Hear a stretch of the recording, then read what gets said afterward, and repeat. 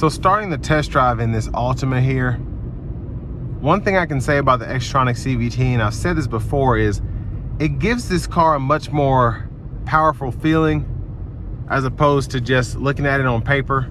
You see a CVT in a naturally aspirated 4-cylinder, and you're probably not thinking this car is as quick as it is, but it's relatively, I don't want to say it's necessarily quick, but it compares pretty well when you think about the Camry, the Accord, just because you don't have to worry about those typical shift points. And it's just the Xtronic CVT, as much as people say that they have issues with them, it's a very powerful transmission setup there. It just makes it that much easier to get up and going.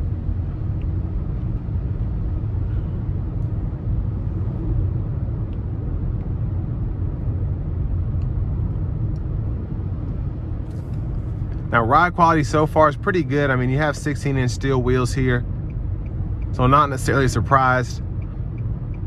But like I said in the walk around portion, one of the best things about this car is it has relatively good performance, but also it is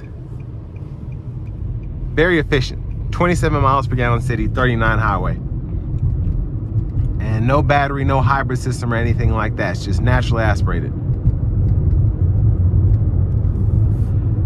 Now you do get 2 drive modes here. You have the normal mode, and then if you hit this button on the front of the shifter here, if you can see that down there, that toggles your sport mode. So it literally gives you a sport mode feel. So the CVT kind of almost gave it a downshift feel there. It's revving hotter and all of that.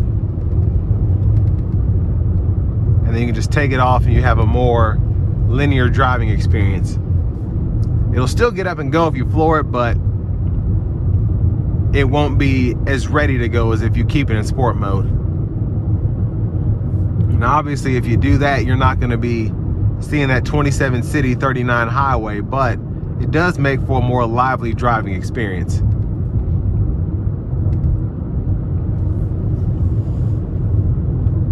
I want to adjust the seat back just so y'all can see more of a wider view here. This isn't how I normally sit, but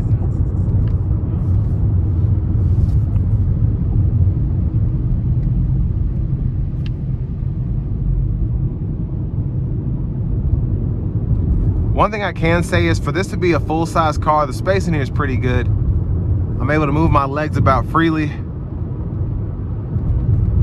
Everything is kind of out of the way, so I'm not gonna, only thing that's in my way honestly is the shifter, which is where I want it to be. But everything else, I don't feel like I'm gonna accidentally hit a button if I rest my hand or something like that.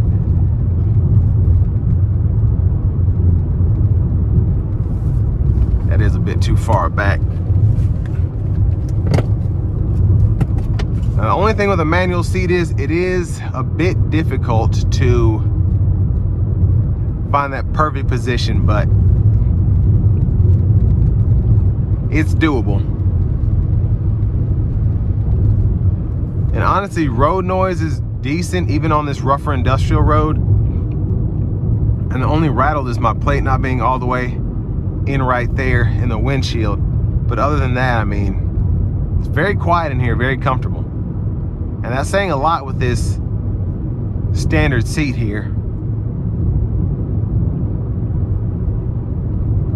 But visibility is good, and I like how the hood is sloped. I literally can't see it from the position I'm in. The only thing that's kind of in my view is where the dash comes up just a tad for where the gauge cluster is, but then the steering wheel is kind of lined up with that as well at the tallest setting. So again, for a car under $30,000, it's basic, but it has all of the necessities, and it is very practical.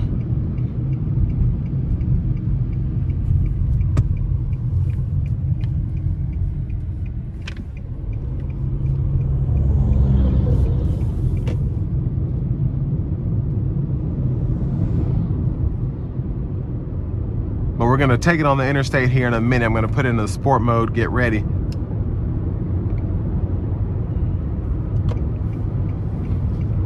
It looks like I'll have some space to give it a good pull. I'm not gonna floor it, but I am gonna give it a little something.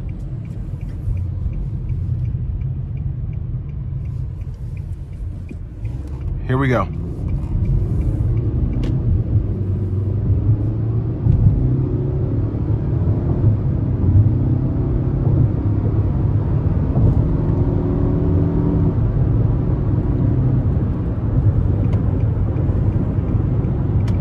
So what I like about the CVTs are, the Xtronic CVTs in particular, once you get up higher in the RPMs, it just feels like it starts pulling.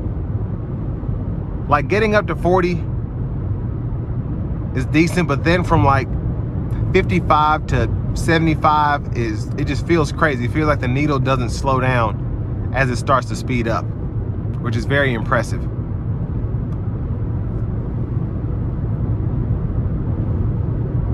Now I want to give one more thanks to John Roberts Nissan for allowing me to review this Altima today. I'll leave a link below in the description. If you're looking to find the best price on one of these closer to home, click on that second link down below. It takes just a minute to fill out your information, and I'll make sure the local dealers are fighting to get you the best price on whatever new vehicle you might be interested in. But overall, for this money, you could get a Camry, but I do think that the Altima has always had its looks. It's always had this powertrain, and the Xtronic CVT, as much as people don't like those, it pairs well with this car. And if you keep the maintenance up, usually you're not going to see the transmission go out on you like some people do when they don't keep the fluid changed and keep up with that maintenance. But for a road trip car, really comfortable ride. I would probably upgrade to an SR personally, just so I can have a lot of the missing options, have the heated seats, option for a sunroof, the adaptive cruise, and then the lane centering. And I'd pay another $5,000–6,000 to get that.